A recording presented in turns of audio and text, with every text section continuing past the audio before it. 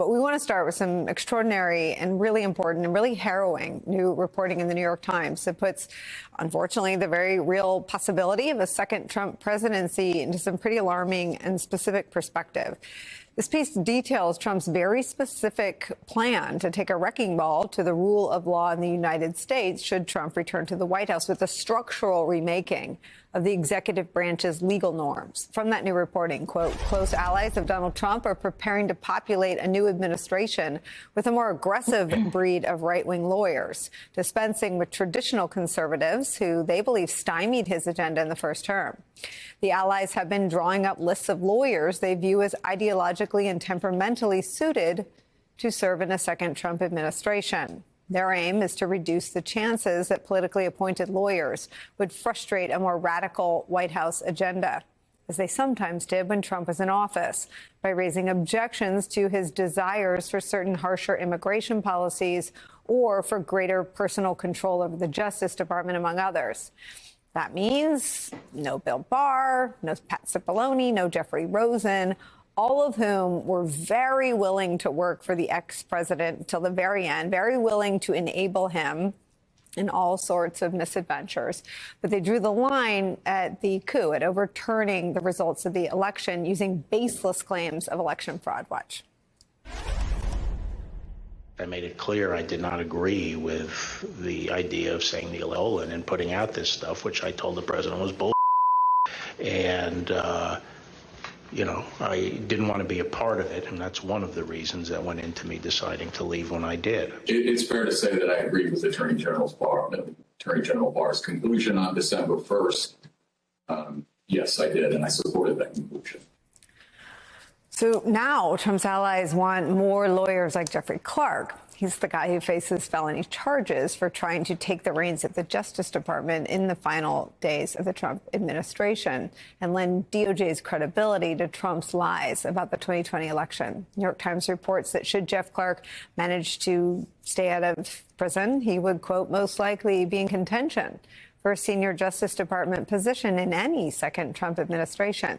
The key litmus test here, whether you're willing to do whatever it takes to act on Trump's paranoid and dangerous conspiracies and impulses. The Times reports this, quote, they want lawyers in federal agencies and in the White House who are willing to use theories that more establishment lawyers would reject to advance his cause.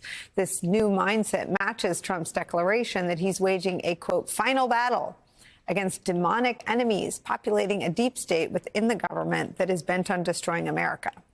More than any legal policy statement on his campaign website, retribution may be the closest thing to a governing philosophy for Trump as he seeks a second term.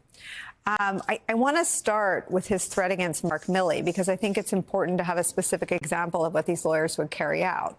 Now, David Jolly, his threat against Mark Milley is to hold him accountable for treason, a crime punishable by death. I don't know any of these names, and I want to be very careful not to put this list on a right-left continuum, because what Trump had last time were individuals on the far right of a right-left continuum.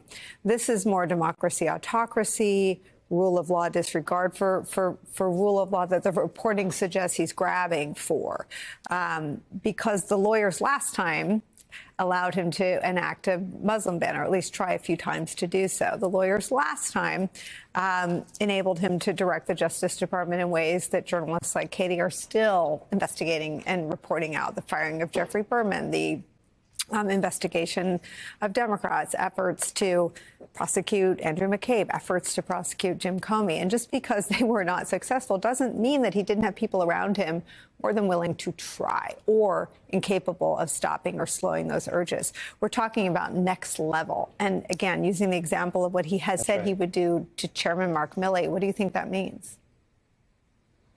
Yeah, Nicole, I think starting with Mark Milley is appropriate because it starts and ends, the analysis does, with Donald Trump's interest in threats and retribution. And I think you could also title that article, What if Stephen Miller is the next Attorney General?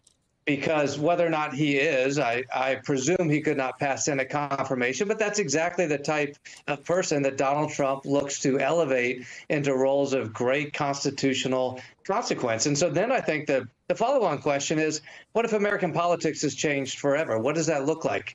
a president who uses the office and puts people in place for a couple of reasons. One, for a scorched earth agenda that is sure ideological, but in Donald Trump's world, ideology is also kind of the white nationalistic throwback where the principles of equity and equal rights are abandoned.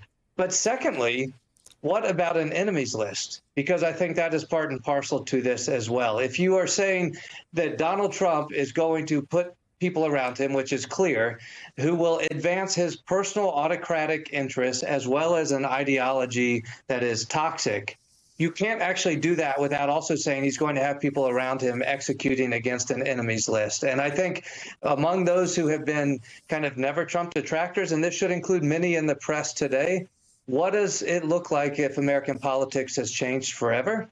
It starts with changing how law enforcement is enacted at the federal level, and that is the danger of a second Trump administration. Katie Bennett, the reporting is really interesting, and it follows some reporting, I believe, by some of the same journalists about what a second Trump presidency would mean in the areas of immigration. But again, I think I went back and looked at what the only Trump administration meant. I mean, on immigration, he caged children. And again, it was journalists that brought to light the incredible brutality of his border policy. He built part of a black painted wall with spikes at the top, designed in his mind by his own telling to impale people trying to cross it. I mean, the policies on immigration were sadistic. What does more mean in that area? More legal authority to do what?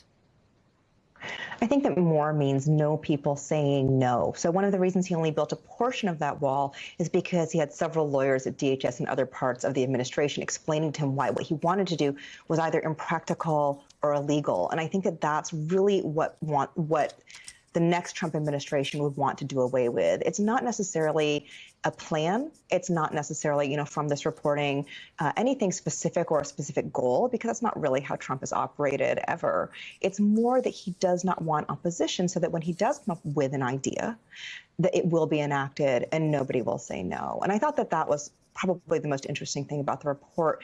And the fact that the reason why this is all coming to light and there's chatter about it, enough chatter that reporters wouldn't find out about it, is that there is a sincere belief within Trump's orbit that he is going to win, which says a lot about his mindset around the criminal cases against him currently. He has an understanding that if he loses, it does not impact his popularity or his base, and that if he wins, it makes him really invincible. So he sees himself in some ways in a situation where he very likely will win the next election, and that the most important thing, should that happen, it would be that he no longer face opposition from his own administration.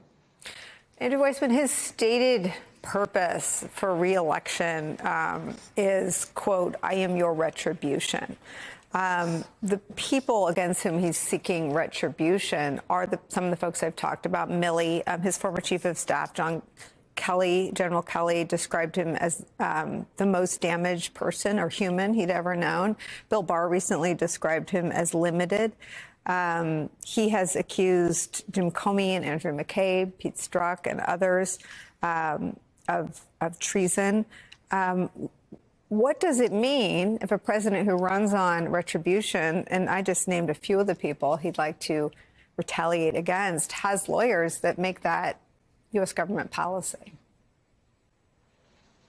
Well, just to make this worse, I think it's important to take this reporting and put it side by side with the reporting that the former president, if reelected, wants to get rid of civil service. So there will be no sort of career people to stand in his way.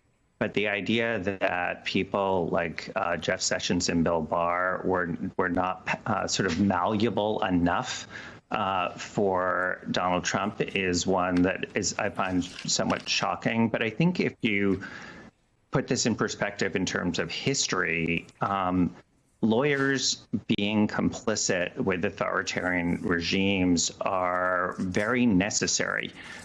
It is what gives the veneer of legitimacy to a host of horrific authoritarians that we can look to around the world, and I think that we would then look to here in the United States to make it appear that things are lawful when they're not.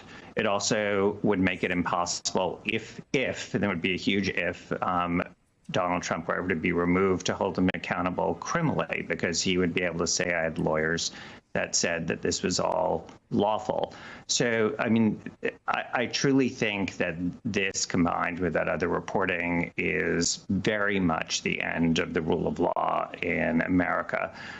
What people should be looking for with lawyers is not people who are just going to say yes. I reminded very much when I got to the FBI, I remember the Director Mueller, saying that he wanted to know if he was doing anything that I thought was improper, if he was getting close to the line. He wanted me to speak up, and that's what you expect from people at the Department of Justice, in the administration, whether it's in the executive branch, in the legislative branch, in the judicial branch, that you want that. You don't want people, unless you're an authoritarian, who are just there to put a seal of approval on your basest instincts.